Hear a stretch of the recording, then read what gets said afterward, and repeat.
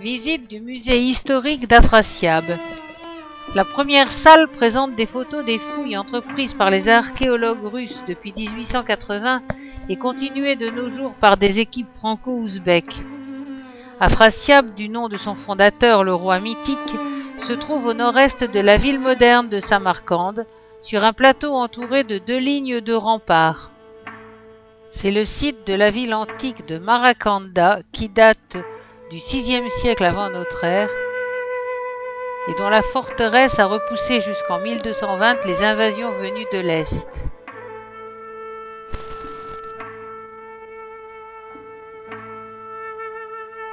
En haut, la forteresse. Juste au-dessous, dans la seconde enceinte, vivaient d'habiles commerçants sogdiens.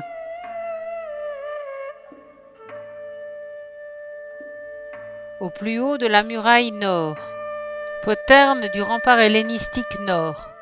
Les remparts sont parcourus de couloirs et percés de meurtrières faits de briques crues et de roseaux pour l'étanchéité, de rameaux de genévrier pour la résistance aux tremblements de terre. Route pavée de la porte de Boukhara donnant au nord sur la rivière Siab. Vue de la mosquée vers la citadelle en direction de l'est. Les remparts sud de la ville haute, les fouilles achéménides dans les remparts sud, remparts hellénistiques sud-ouest.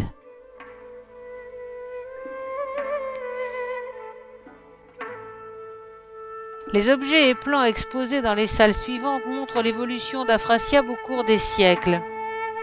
Objets et ornements de céramique datant des 8e au 6e siècle avant Jésus-Christ.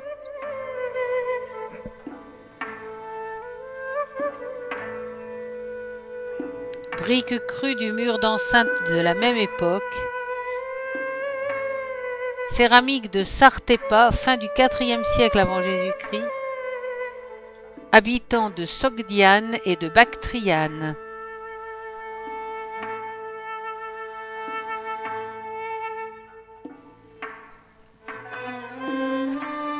À l'époque couchant, le zoroastrianisme se manifeste dans des autels dédiés au culte du feu.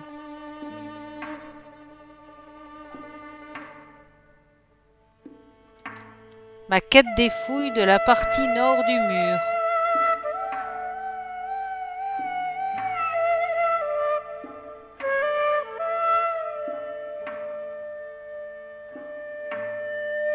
Forme des meurtrières à l'époque de la reconstruction de la forteresse.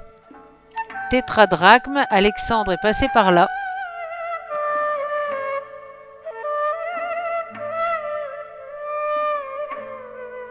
Et voilà l'étendue du royaume à cette époque. Alexandre se prenait pour Amon avec la double couronne de cornes de bélier.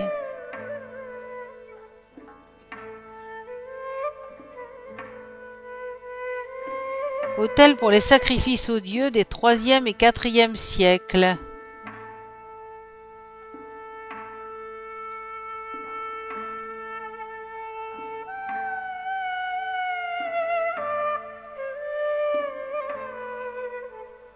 Motifs de funérailles et urnes zoroastriens.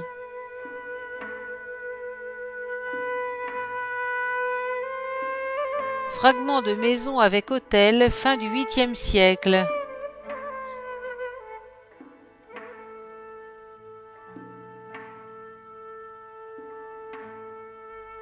Première vaisselle décorée des 6e ou 7e siècles.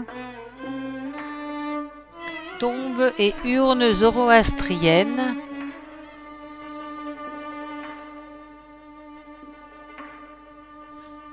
Et un ossuaire avec quelques crânes dont certains pathologiques peut être dus à des mariages consanguins.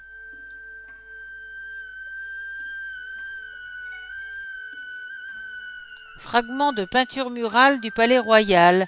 La route de la soie amenant la prospérité dès le 5e siècle, les édifices publics et les habitations sont richement décorés. Dans le palais royal, une série de fresques de 2 mètres de haut représente la splendeur de la vie à la cour. Une procession nuptiale amène au seigneur de Samarcande une princesse juchée sur un éléphant blanc et suivie des servantes à cheval, les ambassadeurs barbus sur leurs chameaux,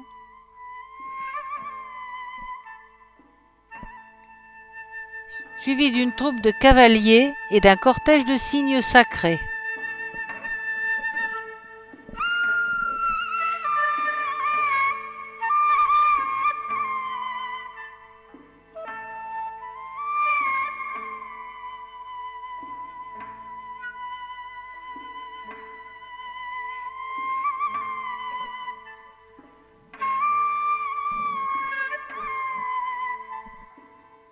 Sur le panneau central, le seigneur, somptueusement vêtu, reçoit les ambassadeurs chinois, turcs, nomades du Pamir ou coréens, qui représentent la puissance de sa suzeraineté.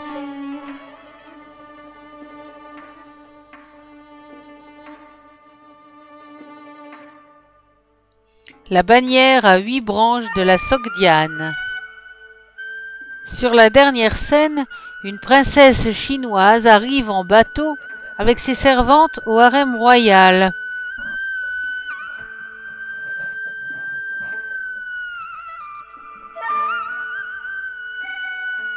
Malgré les atteintes du temps et les mutilations par les Arabes, les fresques attestent de la maîtrise des artistes sogdiens.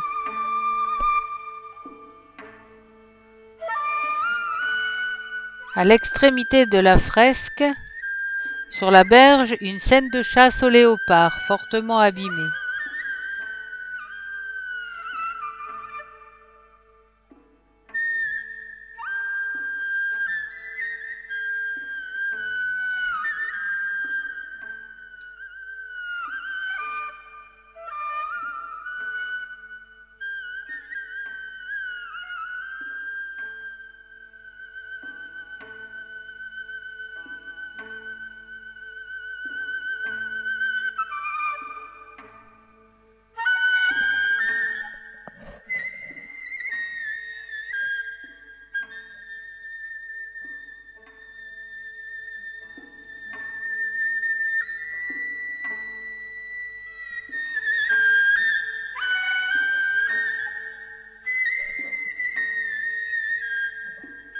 Au retour, on longe les remparts datant du Ve siècle.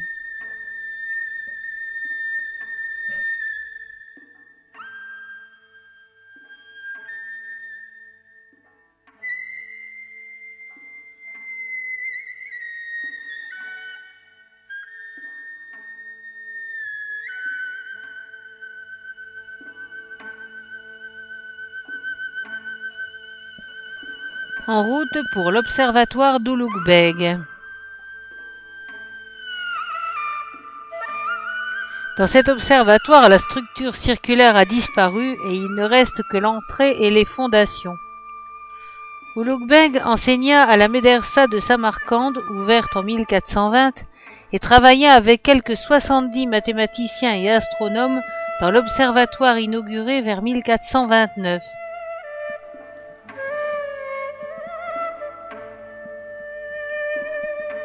Grâce au grand astrolabe de marbre, il étudia le parcours annuel du Soleil et de nombreuses étoiles dans le ciel, travail qui aboutit à la publication des tables sultaniennes, dont la précision resta inégalée pendant 2 siècles. Le grand sextant est pointé sur le sud,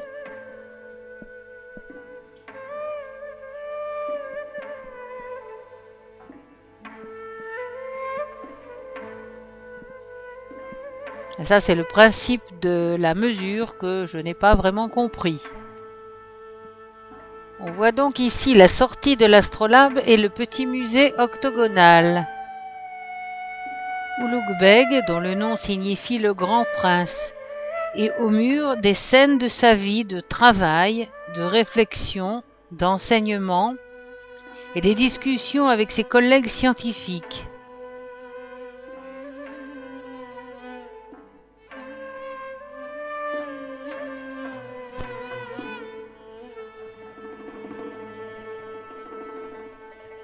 Parmi les collègues d'Ulugh-Beg, certains sont encore très célèbres, comme ici Al-Khwarizmi, l'inventeur de l'algorithme, et les autres dont les noms sont passés à la postérité, mathématiciens, astronomes.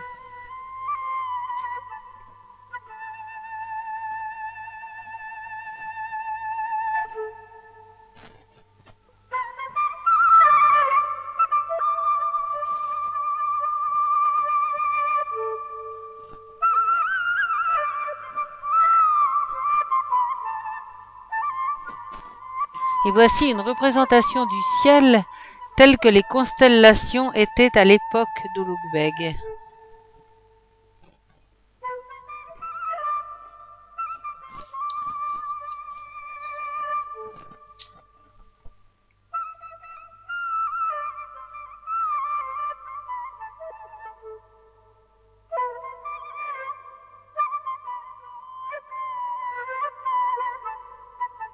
La visite se termine.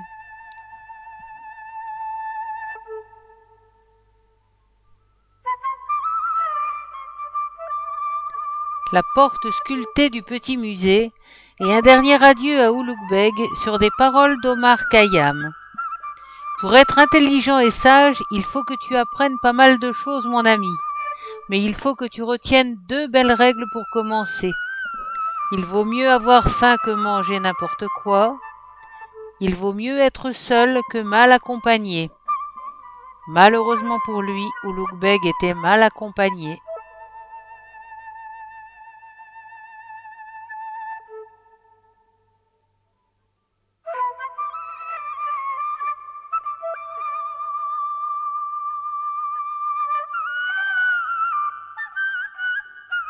Au sud d'Afrasiab, la nécropole Shah-i-Zinda est le site le plus sacré de Samarcande et un concentré absolu des styles architecturaux des XIVe et XVe siècles.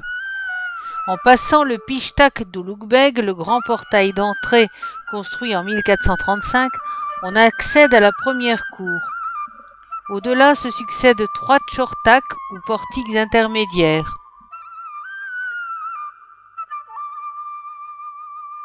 Et voici le plan du site.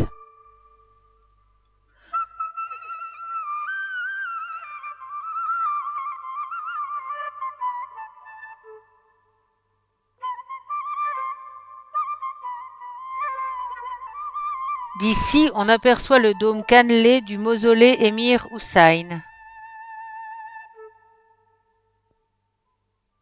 Le premier tchortak est flanqué d'une mosquée et 2 salles de prière qui mènent à l'Iwan en bois, dédié à la mère de l'émir Hussain en 1910.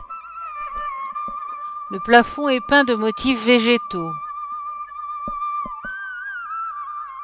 Les 3 colonnes de styles différents sont dues à 3 architectes différents. Cet Iwan fait face à la médersa d'Avlet Kouchbegi.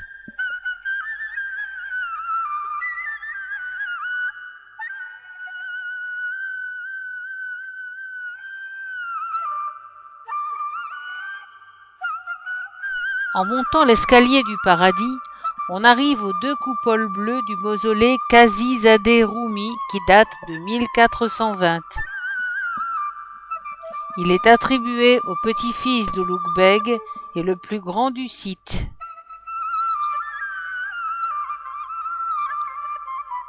L'enfilade de mausolées qui suit fut construite par l'aristocratie timouride par et pour les descendants de Tamerlan. Chaque mausolée de taille modeste assure une intimité et un recueillement que des monuments plus grandioses auraient empêché. Aucun n'est identique à l'autre. Cet ensemble représente l'apothéose de l'art de la céramique en Asie centrale. Ce lieu de pèlerinage est resté sacré depuis l'origine. Ni les destructions lors de l'invasion mongole, ni l'occupation par les Russes qui transformèrent le site en musée de l'athéisme, rien n'est venu à bout de la vénération des fidèles qui affluent de nouveau depuis l'indépendance.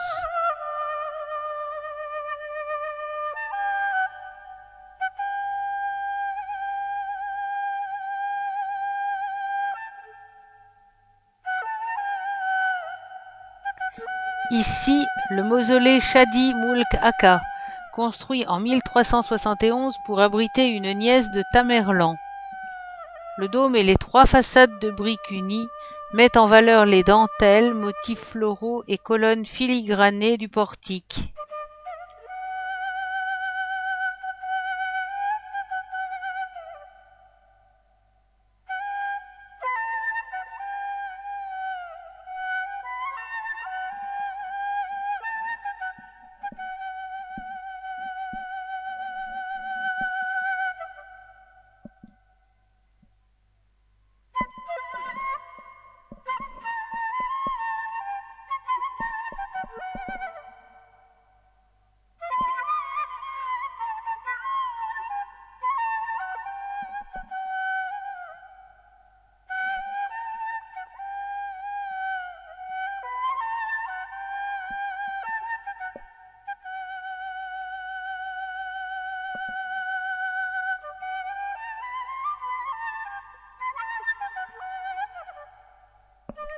À l'intérieur, les panneaux ocre et turquoise à motifs de soleil reprennent les motifs de la façade.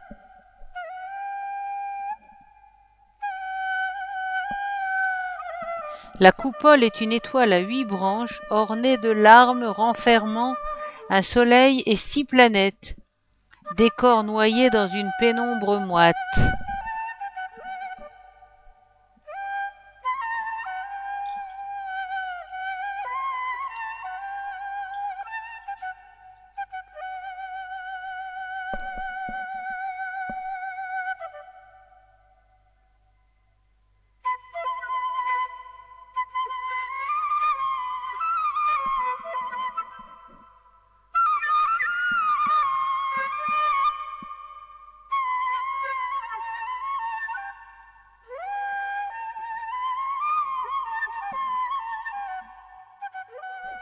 Le mausolée Shirin Bika Atta, construit pour une sœur de Tamerlan, est décoré de mosaïques ajourées, technique apportée par des artisans d'Iran ou d'Azerbaïdjan.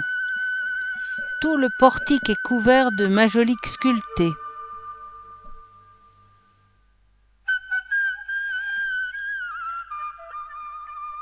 Le mausolée octogonal date du XVe siècle et est garni de briques émaillées.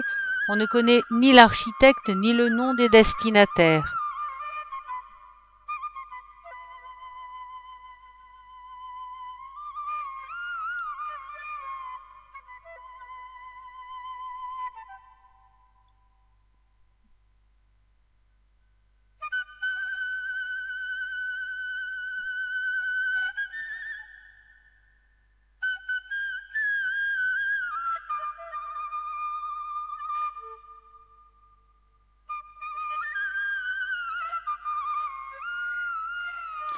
Les mausolées suivants en face datent du XIVe siècle. Regard en arrière sur le mausolée octogonal et les autres monuments dédiés aux parents de Tamerlan.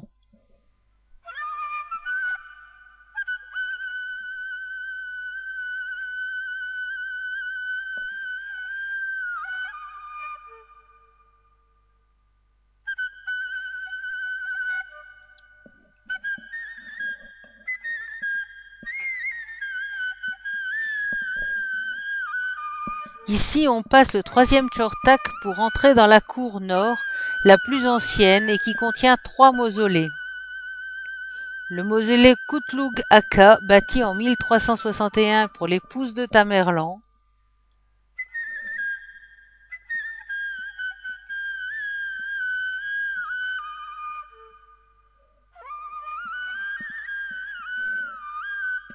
Le mausolée Khoja Ahmad, 1350, à la façade très travaillée et qui a servi de modèle aux autres monuments de la nécropole.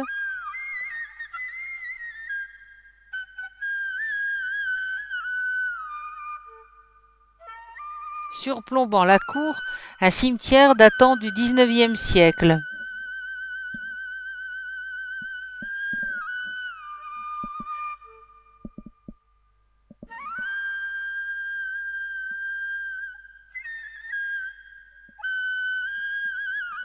Le 3e mausolée est celui de Touman Akka, la jeune épouse favorite de Tamerlan.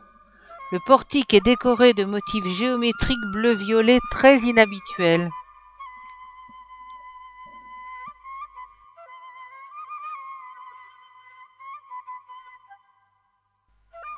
Le portail aux majoliques or, argent et ivoire est l'une des rares structures pré-mongoles qui soit restée intacte à Samarcande.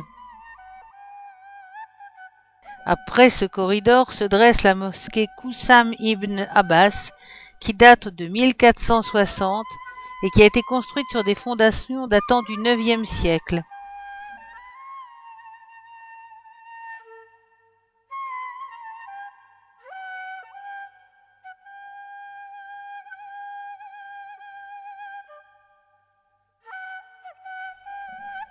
Sur le côté de la mosquée, un passage mène au cimetière.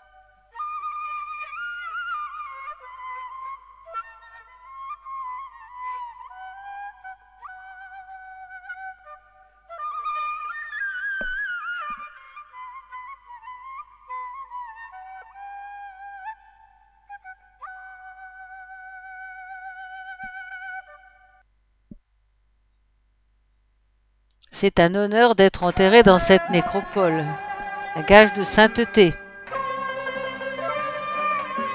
Quelques petits mendiants errent cependant par-ci par-là.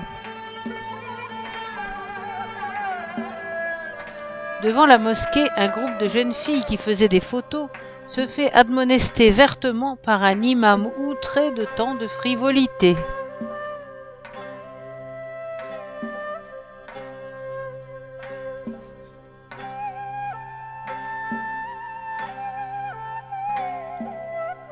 En repartant vers le sud, on aperçoit quelques tombes simples en surface dans la cour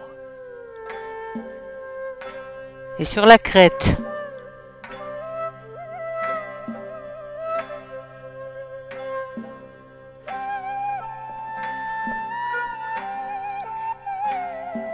L'intérieur du mausolée Shirin Bika Atta a une coupole segmentée en 16 côtés, et ses murs sont dorés à la feuille, décorés de paysages d'inspiration chinoise.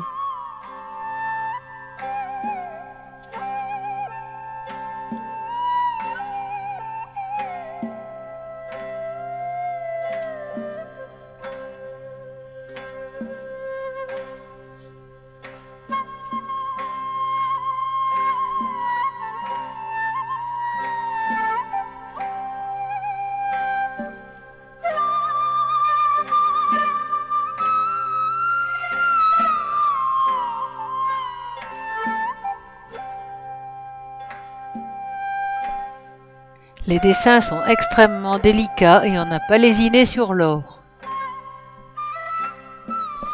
Et enfin, le mausolée aux 2 tombes, construit au XVe siècle et dédié à Ulugh ul-Jawim, une obscure nourrice de la cour. Son décor de style chinois et persan est extrêmement délicat.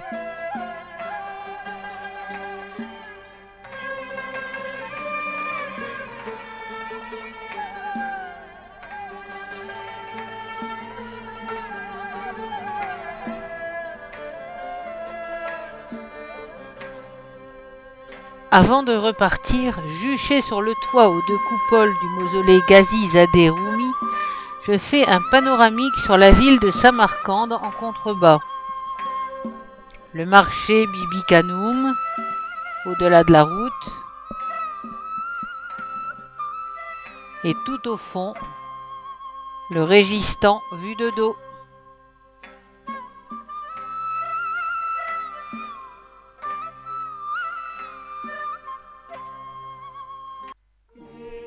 Changement d'atmosphère. Nous voici dans un village situé sur la rivière Siab, qui coule au nord d'Afrasiab, dans un moulin où on fabrique du papier à base de fibres de mûrier et divers produits d'artisanat destinés aux touristes. Tout est actionné par l'eau.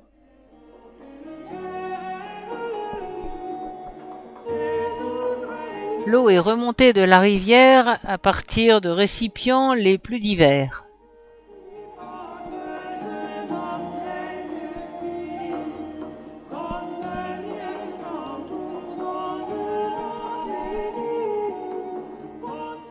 Et Olga nous explique comment ce bois, découpé et trempé pendant plusieurs jours, est ensuite traité pour devenir du papier. Pendant plusieurs heures.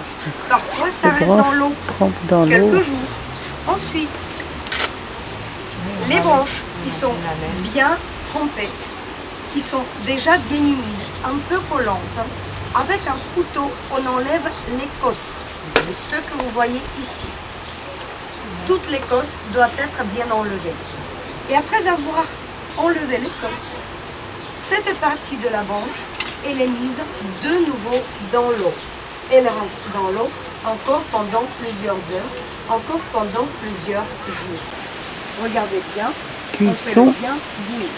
Une petite infusion qui peut servir peut-être après à la fabrication de la soie. Donc vous voyez ici. Une fois, quand tout est bien bouilli, les fils deviennent encore plus souples. Mais ce n'est pas fini. On ne peut pas fabriquer du papier avec. Voilà le four de cuisson.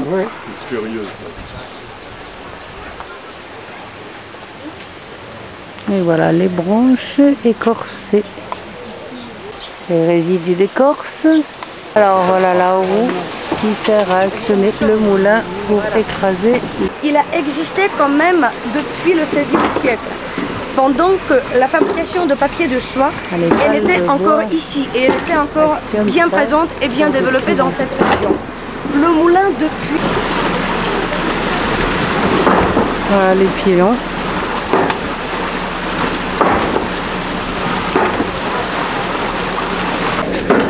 Ça porte bonheur, c'est à l'entrée de l'atelier. Regardez bien le moment quand ça pousse sur celui-là, on voit bien les écrasés s'approchent de temps en temps. Et c'est ici qu'on écrase complètement toutes les écorces. Ensuite, pour finir, donc voilà la qu'on purée. enlève. La purée. De regardez bien. La purée, comme vous dites, des branches de mûrier.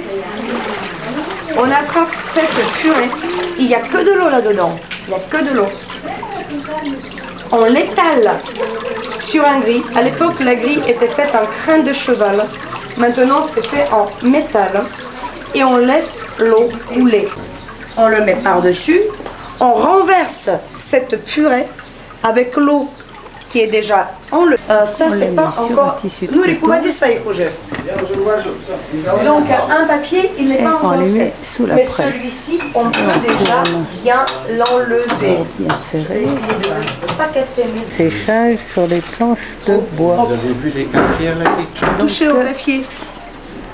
Vous voyez, il n'est pas lisse. Ah non, il est Et en riche. plus, celui-là, il est trop gros. Il faut polir. On repasse. Il est là, costaud. Voilà, le coquillage. Et il passe des heures et des heures. Hein. Pour polir, c'est du calendrage manuel. Voilà, le papier est fini. Ici, vous pouvez voir le Calandré à la papier pierre qui est déjà d'agate blanchi et au par les coquillage. produits. Résultat final. Un petit calendrier certifié.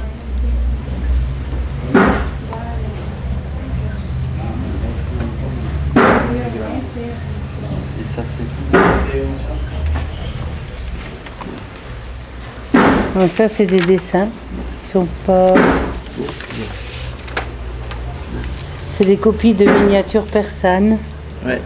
Marbrées. Spécial qui est extrait en Turquie et en Iran avec le bois de cèdre, c'est le jus de cèdre.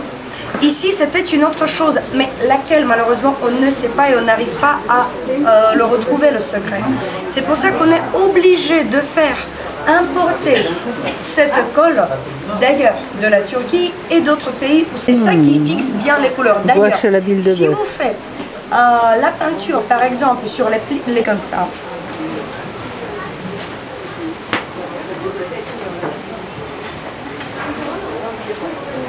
on goûte des couleurs.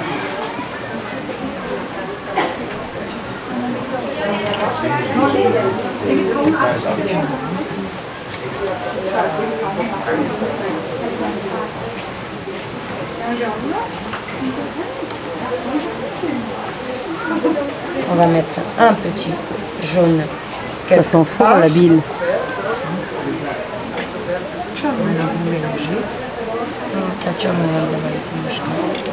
Donc voilà. On va faire des vagues. donc le papier, il est bien.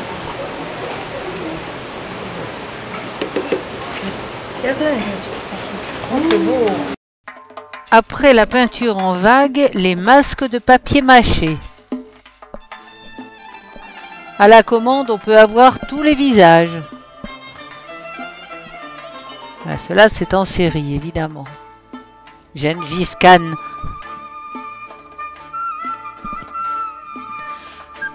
Le bruit de l'eau, le chant des oiseaux, cette verdure si inattendue après 8 jours d'un décor aride et poussiéreux, même dans les zones parcimonieusement irriguées, toute cette fraîcheur, c'est enivrant.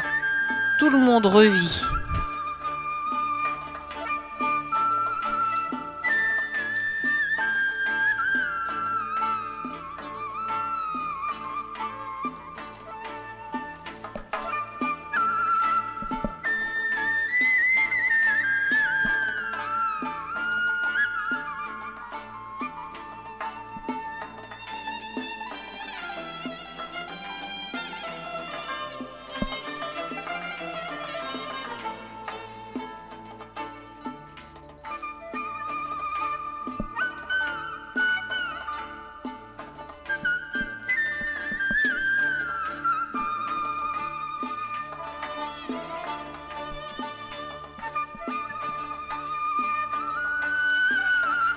Accueil traditionnel à base de thé vert et de sucre roux.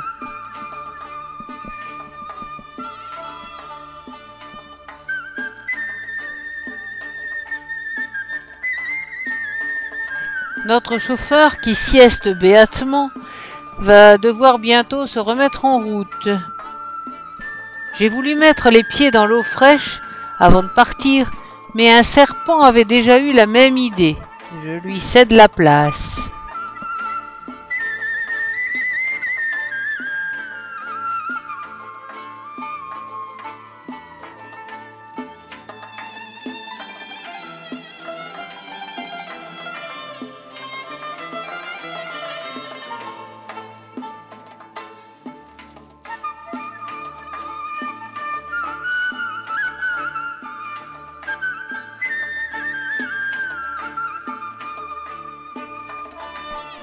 Pour la suite de la visite, on passe dans le quartier russe, devant l'église orthodoxe. Olga et le Pope ne sont pas sur la même longueur d'onde. On ne pourra donc pas visiter. C'est dommage, il devait probablement y avoir de belles icônes.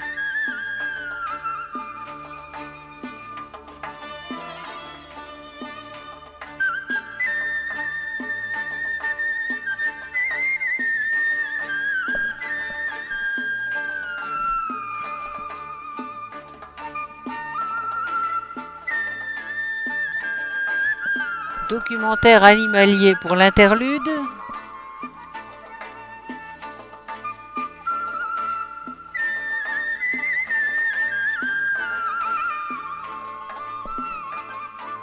Et puis, comme Samarcande est une ville très variée, nous voici devant l'église catholique Saint-Jean-Baptiste, dont le prêtre franciscain et polonais est tellement ravi de rencontrer des gens.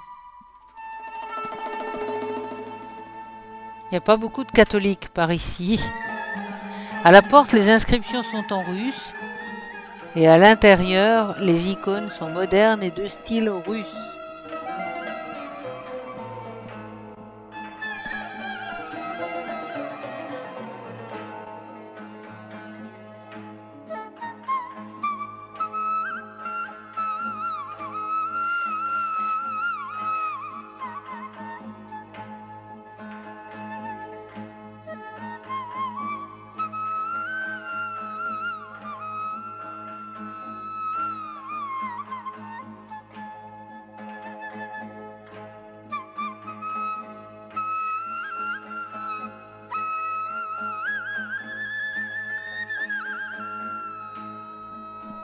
Voilà donc l'entrée d'une église catholique tenue par un prêtre polonais pour un peuple d'origine turcomane.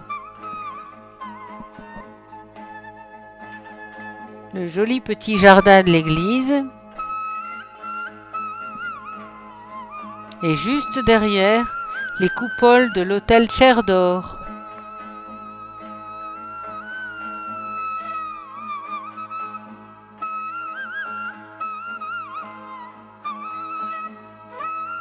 Sur la route, de nouveau, à côté de la monumentale statue de Tamerlan, on voit le maître de poésie Alishar Naboli avec son disciple Abdul Tassim Jami.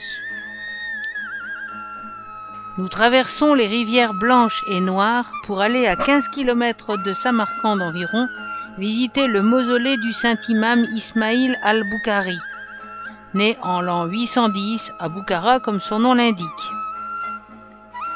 Ismaïl al-Bukhari est l'auteur du recueil de Hadiths ou Paroles du prophète, le deuxième livre saint de l'islam après le Coran. Son œuvre maîtresse comprend 600 000 hadiths recueillis en 16 ans et transcrits en 97 volumes.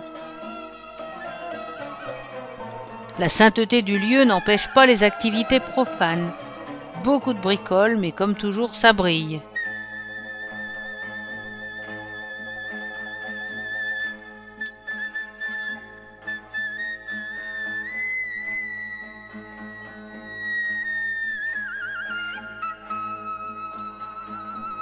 Des pèlerins à l'entrée, devant la longue avenue écrasée de soleil. Et voici le Pishtak, portail d'entrée au décor simplissime, stylisation de tout ce qu'on a vu auparavant.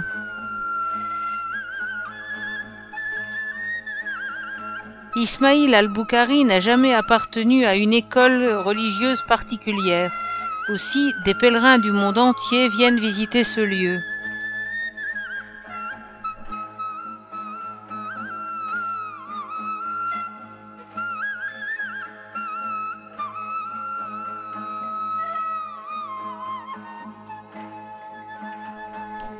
Tout autour de la grande cour, à droite et à gauche de l'entrée, se trouvent des mosquées d'été,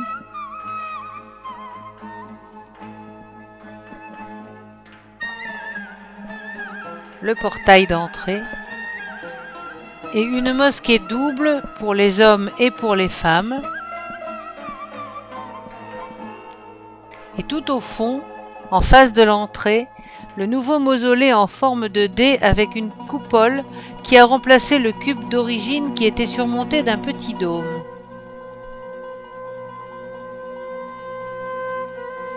Encore des mosquées pour accueillir les fidèles. Le réservoir d'eau au centre et les platanes vieux de 500 ans sont les seuls vestiges du site original. Tout le reste a été construit autour du nouveau mausolée il y a moins de 200 ans, ce qui explique la pauvreté de certains décors.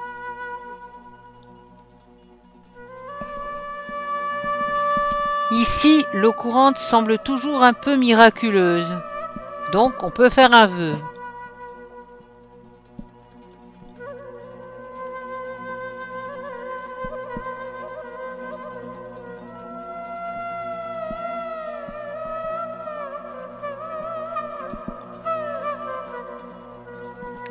Et voici donc le nouveau mausolée, avec son dôme finement cannelé au dessin délicat, et avec ses motifs décoratifs modernes.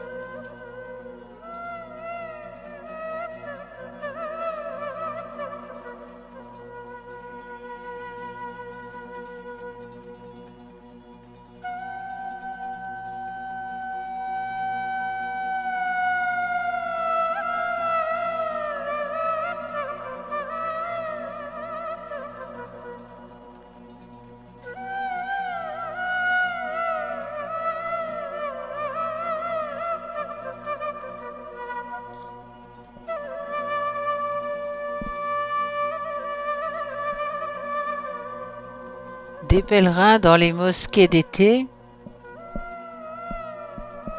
avec devant eux les petits bacs d'ablution portatifs.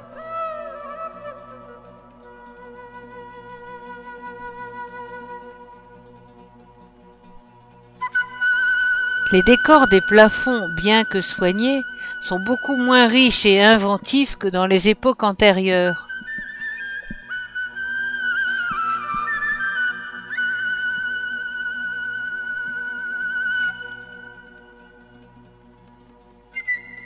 Enfilade de colonnes toutes identiques,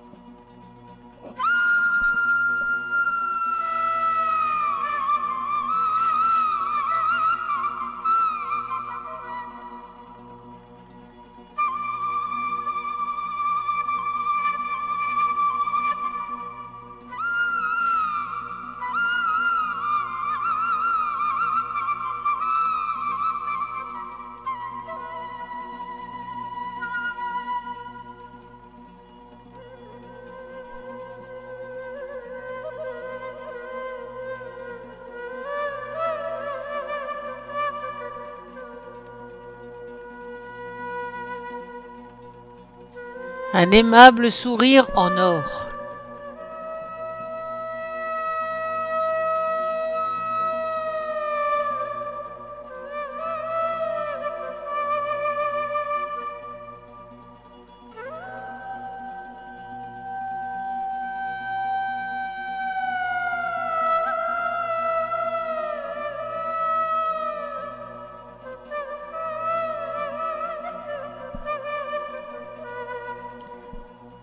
Le guide raconte aux pèlerins la vie d'Ismaïl al-Boukhari et moi, l'infidèle au bras nu, je n'ose pas m'approcher pour prendre quelques photos.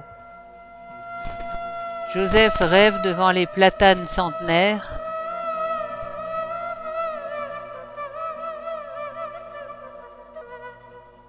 Je continue ma collection de portes et de colonnes sculptées.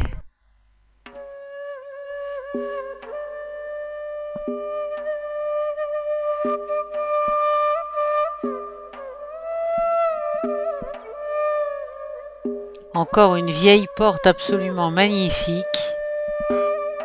Et pourtant, elle n'est pas si vieille que ça. Avec sa moucharabiée finement ouvragée. Dans la mosquée des femmes, un mur de séparation avec les hommes, et il y a également 2 entrées.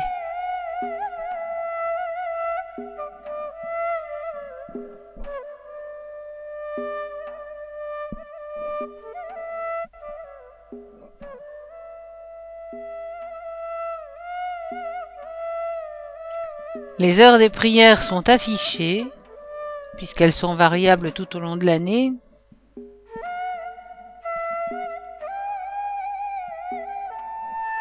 Et voici encore une vieille porte sculptée. Elle n'est pas très ancienne non plus, mais elle est moins belle que la précédente.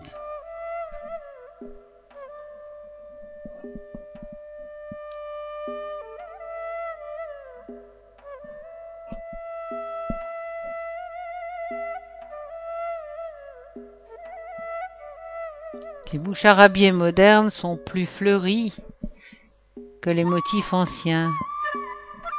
Interlude nature. La vie est la même partout.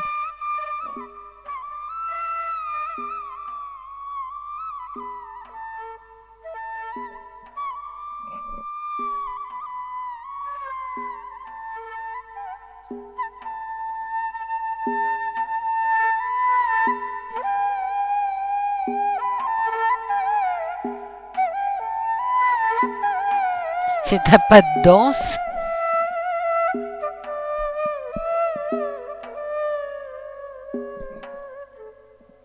Et l'on repasse le portail d'entrée pour repartir.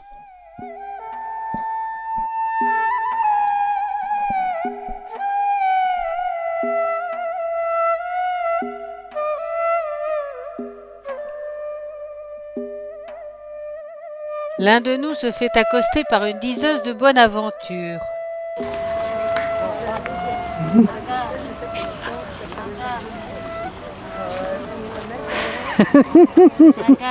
Dites-lui quelque chose. Dites-lui quelque chose, elle vous trouve beau. Dites-lui quelque chose, c'est pas possible. Encore un système mécanique primitif pour accélérer l'évacuation des eaux d'égout.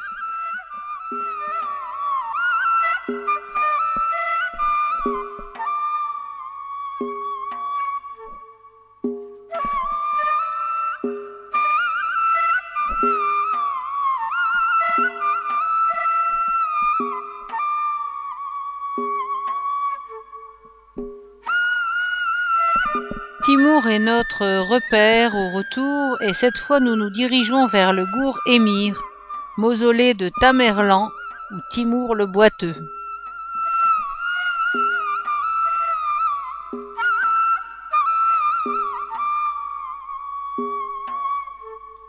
Voilà encore un lieu prestigieux. Mais pendant que je mitraille tous azimuts,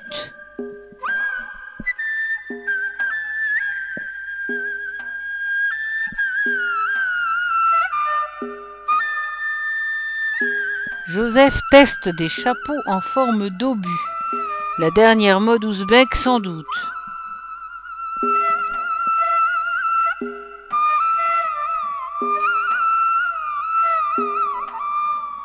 Panoramique sur les murs du jardin extérieur.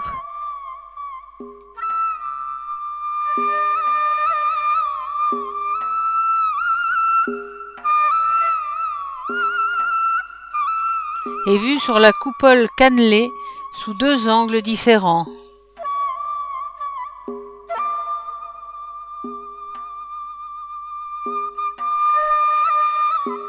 Passé le grand portail bleu, on entre dans une grande cour carrée avec 4 minarets d'angle. Seules subsistent les fondations de la médersa et de la Kanaga, construites par Mohamed Sultan, le petit-fils préféré de Tamerlan.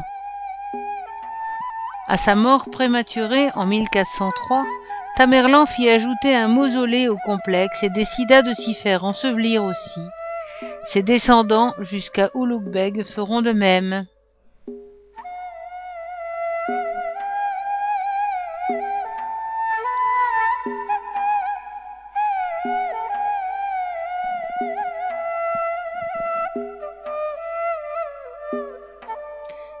Cette pierre est supposée être le trône de Tamerlan. Pour conduire à la salle octogonale du mausolée, Ulugh Beg fit ajouter une galerie extérieure, aujourd'hui transformée en bazar.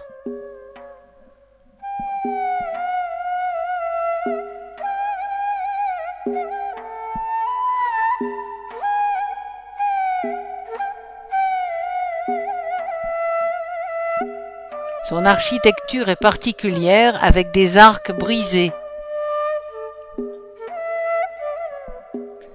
À l'intérieur, la décoration est spectaculaire, même si la lumière n'est pas très favorable. Les murs ruissellent de couleur et d'or. Le bas des murs est pavé de briques hexagonales d'onyx qui étaient jadis bordées d'un trait de serpentine. La restauration par les Russes à l'aide de marbre noir a paru trop grossière et n'a pas été poursuivie.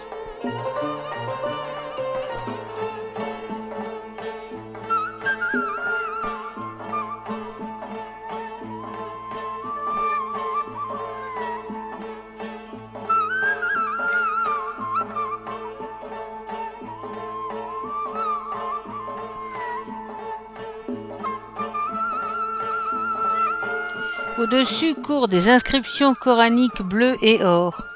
90 panneaux reprenant les qualificatifs d'Allah, en écriture koufique florale, gravée dans le marbre ou peinte sur le jaspe. Et en dessous, des motifs de stalactites dorées.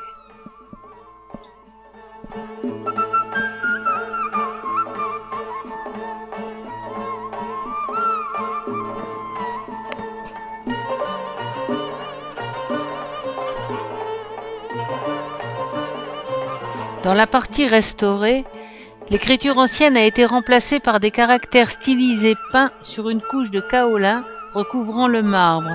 Ces caractères représentent le nom du prophète, Mohammed, qui est aussi celui pour qui fut bâti ce mausolée. Plus haut encore, les motifs étoilés peints en relief sur kaolin entourent des niches garnies de stalactites de papier mâché peintes en bleu et or.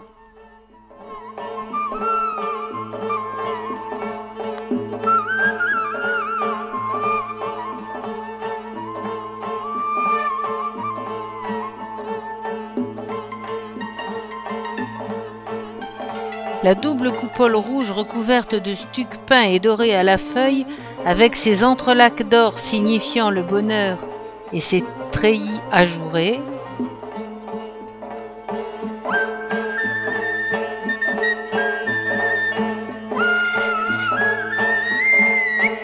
et avec le luminaire moderne brillant comme une étoile dans la pénombre. Derrière la barrière, 7 dalles funéraires entourent une plaque de jade longue de 1,80 m. Ulugh Beg la ramena de Mongolie pour couvrir le tombeau de son grand-père Tamerlan. Les tombes sont dans la crypte située au-dessous de la salle dans le même ordre que les cénotaphes. Mohamed Sultan, cénotaphe en éphrite verte recouvrant des textes koufiques. Mir Saïd Barak, maître spirituel de Tamerlan qui voulut être enseveli à ses pieds. Tamerlan dans son cénotaphe noir. Ulugh Beg, dont on admirera la finesse extrême de l'écriture couvrant un cénotaphe qui semble modeste comparé aux pierres dures des autres.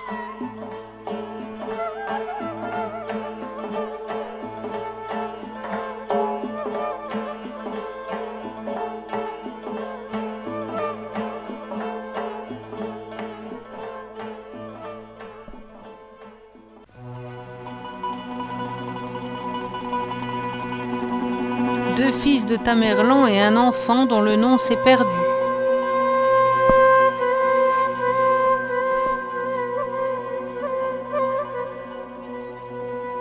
D'autres enfants, peut-être les petits-fils d'Ulugh Beg. La hampe garnie de cuir marque la tombe d'un saint homme inconnu enterré ici. Ses restes ont été découverts dans la crypte lors des rénovations. Texte signifiant « Heureux celui qui peut préparer sa tombe avant d'y être descendu ».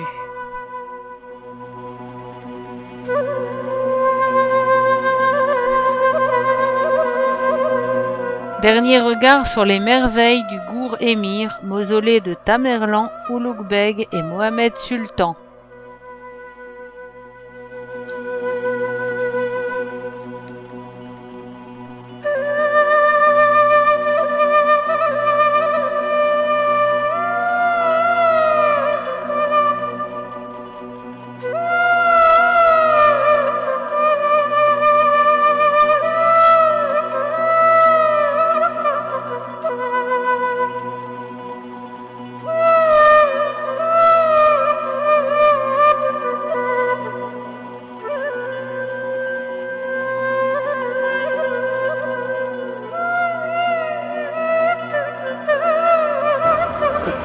Ici, voici la cour où se trouvent d'autres cénotaphes de gens qui ont voulu se faire enterrer auprès de leur prince parce que c'était un gage de sainteté. Et là, les différents types de marbre des murs.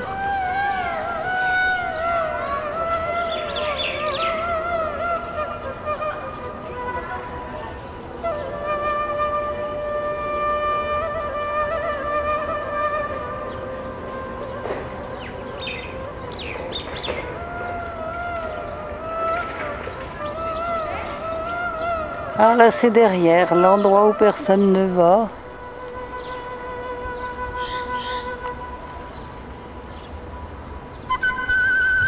La cour. Un petit jardin abandonné. La niche.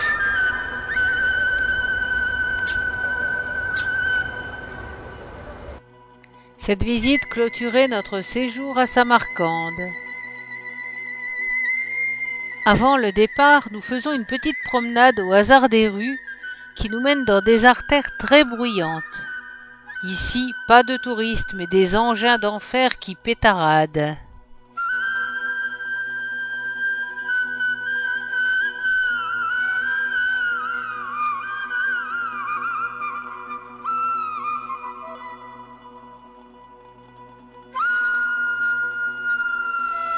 Une maison au design moderne dans une petite rue qui nous mène sur l'arrière de Bibi Kanoum.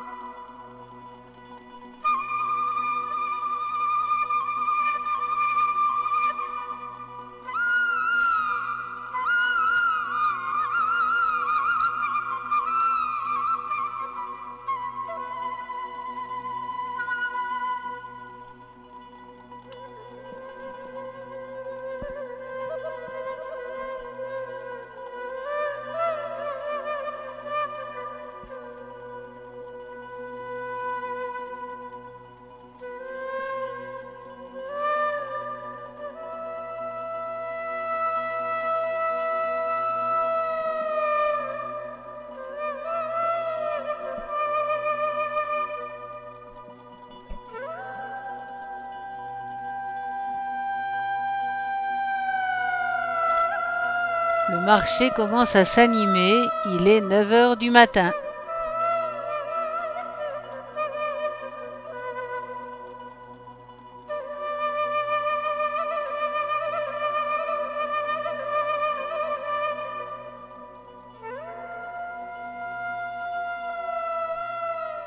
Un taxi nous a menés à Tchorsou et au Régistan pour un dernier adieu.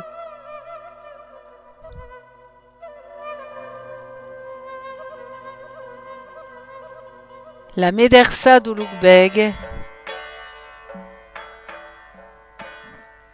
Tilia Kari, Tcherdor,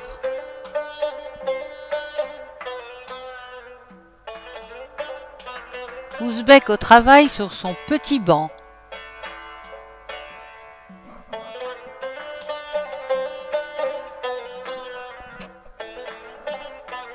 Ouzbékistan moderne.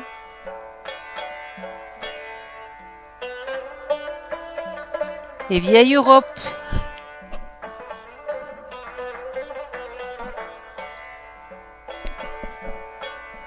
Ah, une boutique.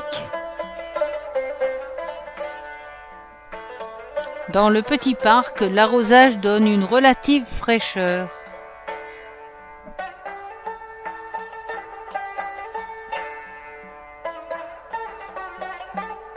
Cette fois-ci, c'est vraiment la fin.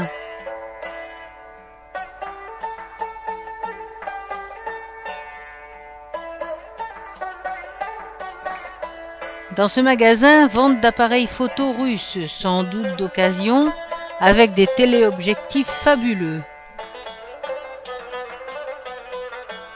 Les façades ou balcons bricolés, il doit bien en tomber un de temps en temps.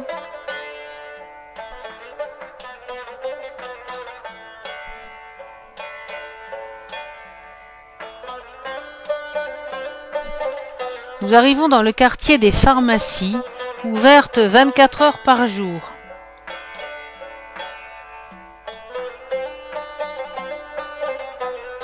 Mais les rayons sont peu garnis et l'unique sachet d'antibiotiques que j'ai vu en vitrine coûte 15 000 soums, c'est-à-dire 2 mois de travail.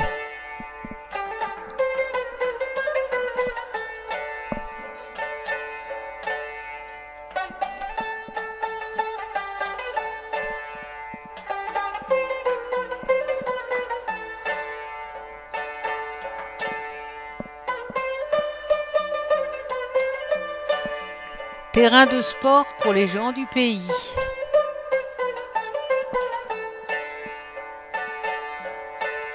Et nous quittons Samarcande pour retourner à Tachkent par une route neuve, mais loin d'être directe. Elle flirte avec le sud et la frontière afghane, ce qui explique chicanes et postes de contrôle.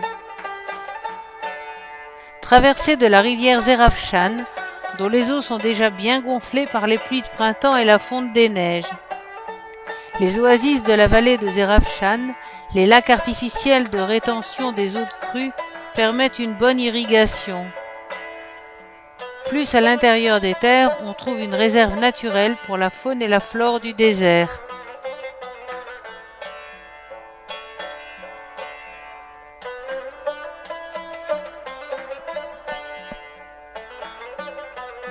Une minoterie.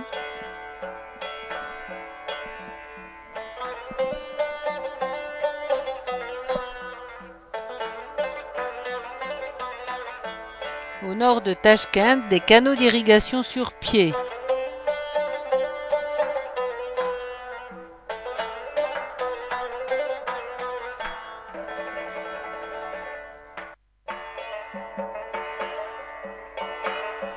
Dans la région du Sir Daria, les plantations de coton sont déjà bien avancées.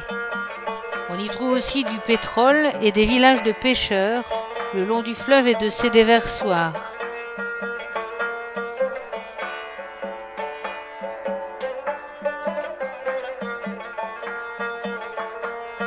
Ici, on contourne la frontière du Kazakhstan, qui cultive aussi le coton dans cette petite enclave qui lui a été cédée par l'Ouzbékistan.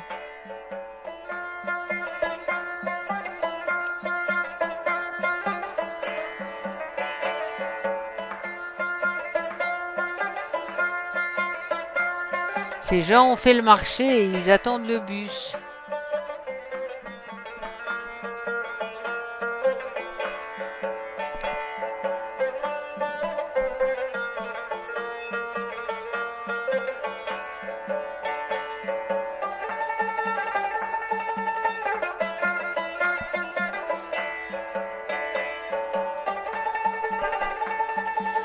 On longe la ligne du Transcaspien, construit en 1898 sous le règne du tsar Nicolas II.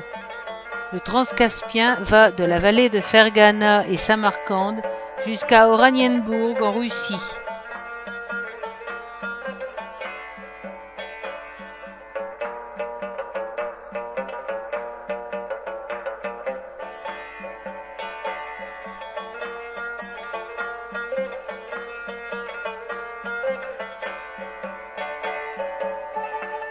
Gouliston, la petite gare de la ville des fleurs. Et voilà le fameux Transcaspien qui n'est pas très impressionnant mais quand même assez long.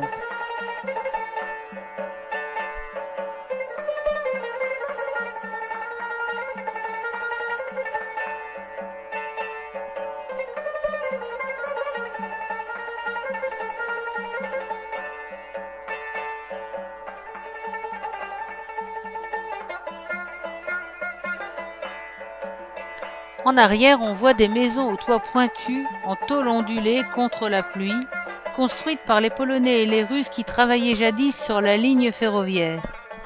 Ils sont rentrés chez eux depuis longtemps, mais les maisons sont restées si différentes de celles des Ouzbeks. Un complexe pétrolier, et ici un arrêt technique dans la fournaise. J'en profite pour photographier des roses trémières.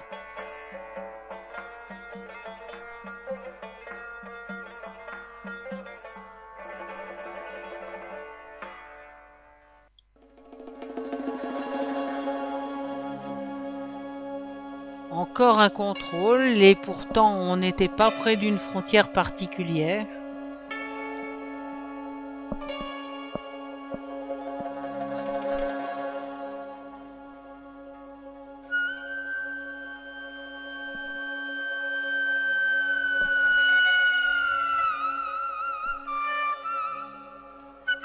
Et un peu plus loin, un portail ouvrant sur rien, mais portant au fronton une inscription de bienvenue. Et voilà le Sir Daria, plus étroit et plus long que l'Amou Daria, qui prend sa source aux montagnes célestes à 3000 km en Chine. Nous arrivons à Tashkent et notre avion nous attend.